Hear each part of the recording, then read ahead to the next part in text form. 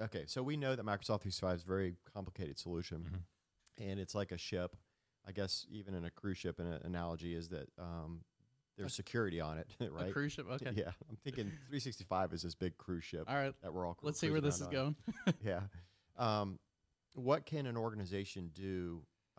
Obviously, I guess on the cruise ship, my analogy is that you do training, right, and learn how to do like the rescue boats and things like that. Yeah, right? yeah. Before you set sail, you have Right. to know how to get to your lifeboat. Right. So, what can an organization do to protect their organization from threats like this? I mean, we know that Microsoft has the security stuff in it, and I know that's what your expertise is in. Sure.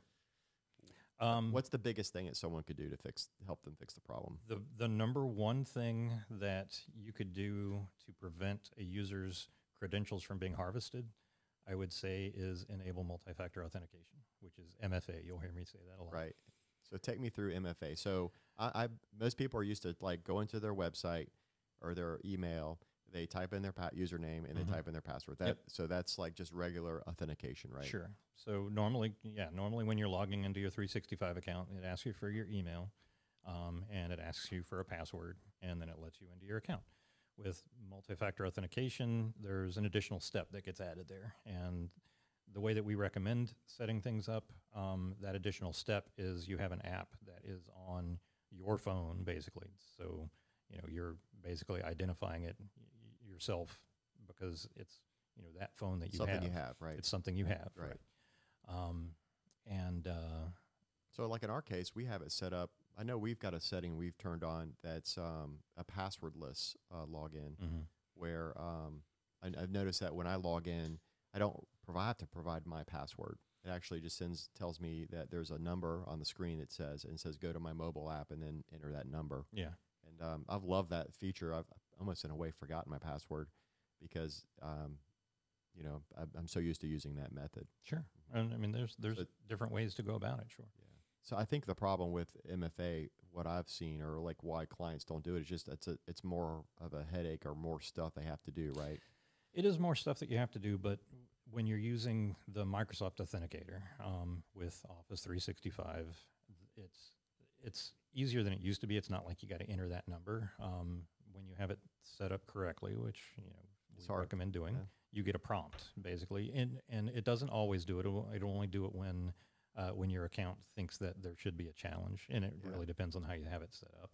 But when it thinks that you should have a challenge, you'll get a prompt on your phone that says, basically, is this you that's trying to log in? And you hit approve, and that's it. Yeah, Steve and I were looking at sort of like baseline security for 365 the other day, and it said that like on we were talking about MFA or looking at MFA, and I guess it depends on the kind of like the level of security a company wants to, right? Like there's a baseline level of security which is like if Microsoft or detects like suspicious activity to the account, then challenge them with multi-factor, right? Sure. Otherwise, just treat it like normal. Right.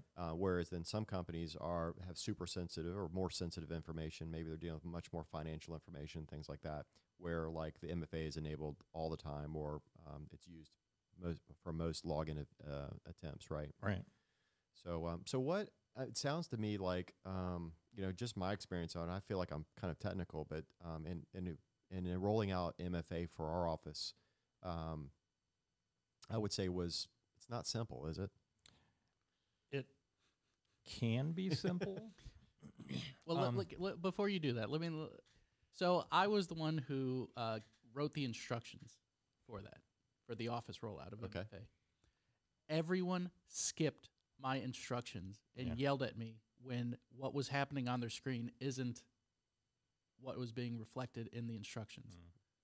It's like they wanted every detail spelled out. No, that was the problem. I did spell out every single detail, and so it was too many steps. Yeah. So they're like, "Oh, I know how to sign into this thing. I know what page to go to. I know how to."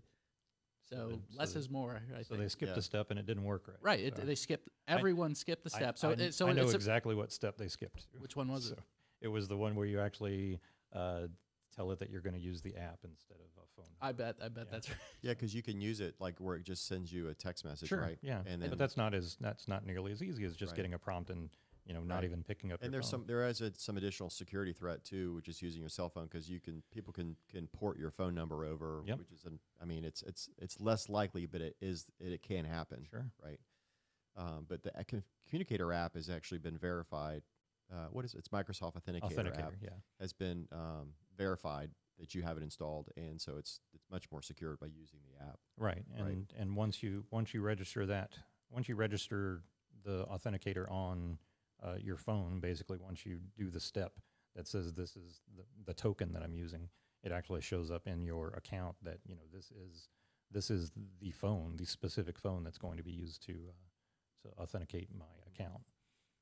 So I mean, something we've done, which I'm gonna give ourselves a little plug here, is that we've tried to help our clients do all this stuff, and so what was it, a couple of years ago, or a year ago, more than 2 years, we started the security roadmap It's been concept. a couple of years now. We were talking about it, yeah. So we developed a roadmap for like how to take a client from having really no security to having security, and it wasn't just about securing their organization with just MFA, but it's also a lot of other things with the security of how email is sent, how it's received, spam. There's 100 different, well, probably thousands of threat vectors, right? It's a complicated subject, but what we've tried to do is develop a roadmap where there's some things that you can do that are low hanging fruit, sure, and some things that are more complicated. But we've tried to take a concept where we train them and take them through the steps, right? And we started off doing this like custom for clients, right? And then we sort of developed into a course that we've developed to step them through this process. So maybe you could talk a little bit about what we have put in our roadmap to help people. Well, it includes things like what we do essentially is the first set of steps that we do. It's things that are quick wins. It's doing things like going in and making sure that you have advanced threat protection enabled.